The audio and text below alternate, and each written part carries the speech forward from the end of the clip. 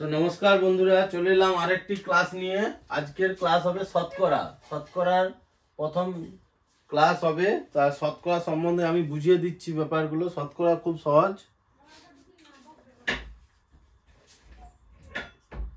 100% সমান এক অংশ। শতকরার ক্ষেত্রে 100% সমান এক অংশ। তাহলে কোনো কিছুর অংশ যখনই বলবে তাকে 100 দিয়ে গুণ করলেই সেইটার অংশ হয়ে যাবে। যেমন এক অংশ সমান 100%, তাহলে 1/2 অংশ সমান 1/2 ইন্টু 100, এত পার্সেন্ট, তাহলে 50%। যদি 5% বলে তাহলে 5% সমান কত হবে? 5/100 এত অংশ সমান 1/20 অংশ।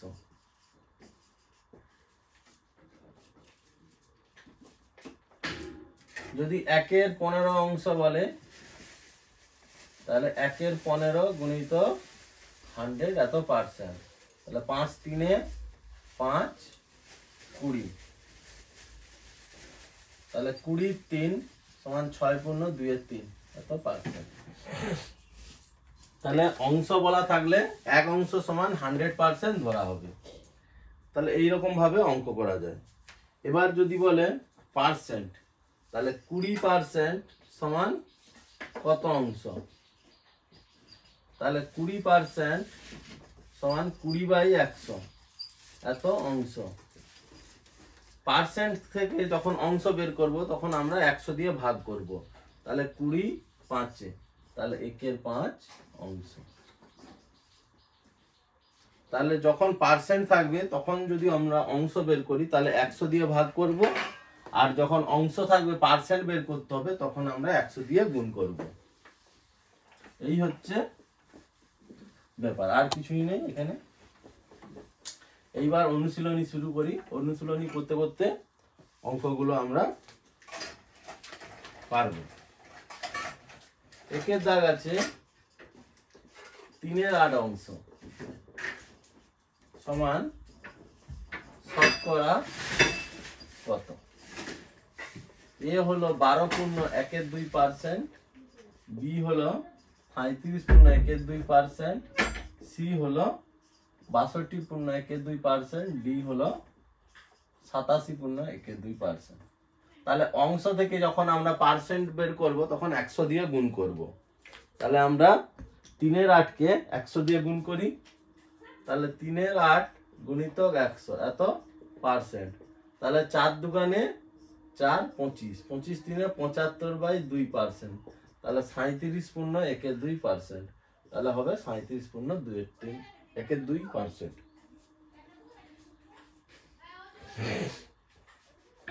এবার পার্সেন্ট দেওয়া আছে, অংশ বের করতে হবে। 2 দাগের অঙ্ক।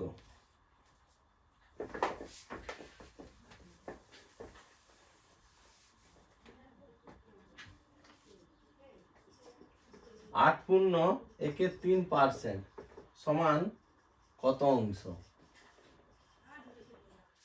এ হলো 25/3, বি হলো 3/25, সি হলো 1/12, ডি হলো 1/4। তাহলে পার্সেন্ট আছে, তাহলে আমরা 100 দিয়ে ভাগ করব। তাহলে 8 পূর্ণ 1/3, 8 পূর্ণ 1/3% সমান 8 3 24, 25/3% সমান 25/3 গুণিত 100 এত অংশ। তাহলে 25 4, তাহলে 1/12 এত অংশ। তাহলে উত্তর হবে 1/12 অংশ।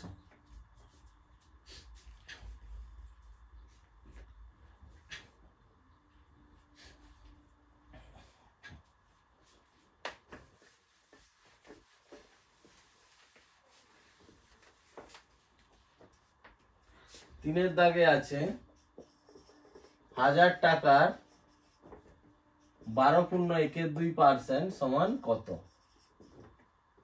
এ সমান 120, বি সমান 175, সি সমান 150, ডি সমান 125। তাহলে 1000 গুণিতক 12 দুগুণে 24, 25 2 পার্সেন্ট মানে হাজার দিয়ে 1000 বলছি 100 দিয়ে ভাগ, তাহলে 25 4 4 250 2 125 সমান 125 টাকা। তাহলে 125 টাকা হয়ে গেল। 3 পার্সেন্ট মানেই 100 দিয়ে আমরা ভাগ করে দেবো, তাহলেই হয়ে যাবে। 4 দাগ দেখো, 625 টাকার 8% সমান কত? এ হলো 50, বি হলো 75, সি হলো 150, ডি হলো 175। তাহলে 625 গুণিতক 8/100, 25 4 25 25 4 দুগানে 25 দুগানে 50, তাহলে 50।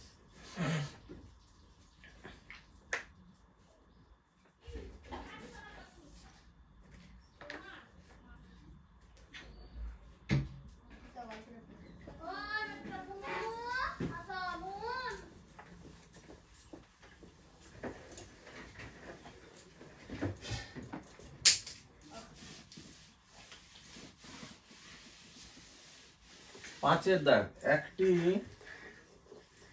চৌবাচ্চায়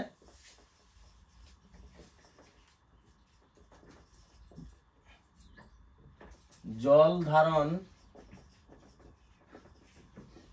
ক্ষমতা 425 লিটার।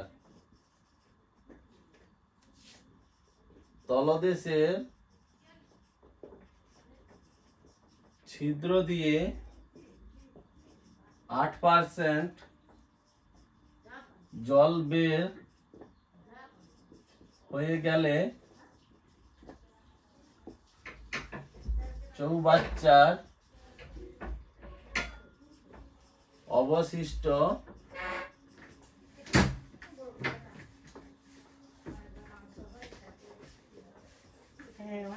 জলের পরিমাণ কত? এ হলো 340, বি হলো 391, সি হলো 334, ডি হলো 389। যেহেতু 8% জল বের হয়ে গেছে, তাহলে বাকি জল থাকে কত? বাকি জল সমান 100 বিযুক্ত 8 সমান 92%। অতএব জল থাকে সমান 425 গুণিতক 92%, তাহলে 425 গুণিতক 92/100। তাহলে 5 দিয়ে করো, 5 20, 5 8 40, 25, 5 5 25, 5 4 5 17,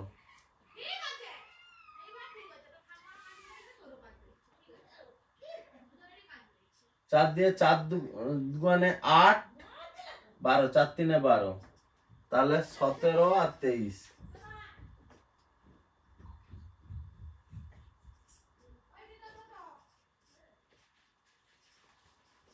391, 391। তাহলে এটা হবে 391।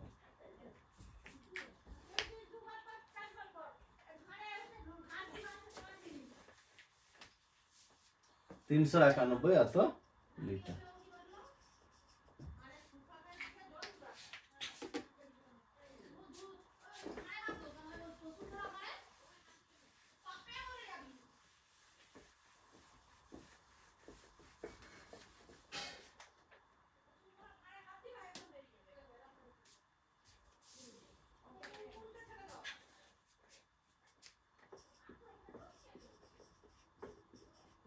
বিজয়ী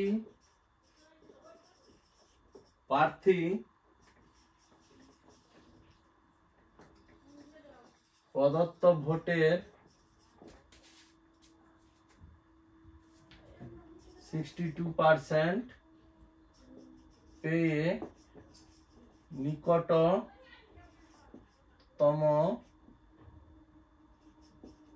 একমাত্র প্রতিদ্বন্দ্বীকে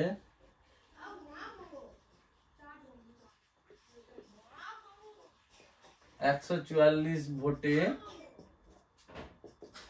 পরাস্ত করে।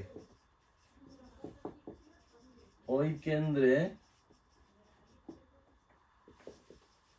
মোট ভোটারের সংখ্যা কত? তাহলে বিজয়ী প্রার্থী প্রদত্ত ভোটের 62% পেয়ে নিকটতম একমাত্র প্রতিদ্বন্দ্বীকে 144 ভোটে পরাস্ত করে। ওই কেন্দ্রে মোট ভোটারের সংখ্যা কত? এ হলো 1200, বি হলো 1800, সি হলো 700, ডি হলো 600।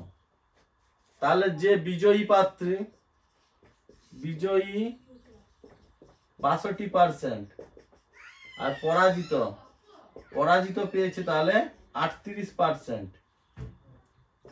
তাহলে প্রশ্নানুযায়ী আগে ধরে নেই, ধরি মোট ভোটারের সংখ্যা সমান এক্স। তাহলে প্রশ্নানুযায়ী এক্স এর 62 - 38% সমান 144, আর এক্স এর তাহলে কত হবে?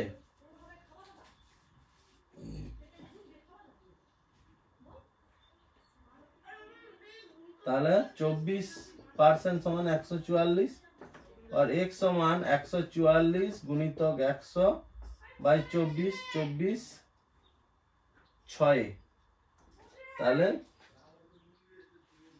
600। তাহলে 600 প্রার্থীর সংখ্যা, ওই কেন্দ্রে মোট ভোটারের সংখ্যা 600।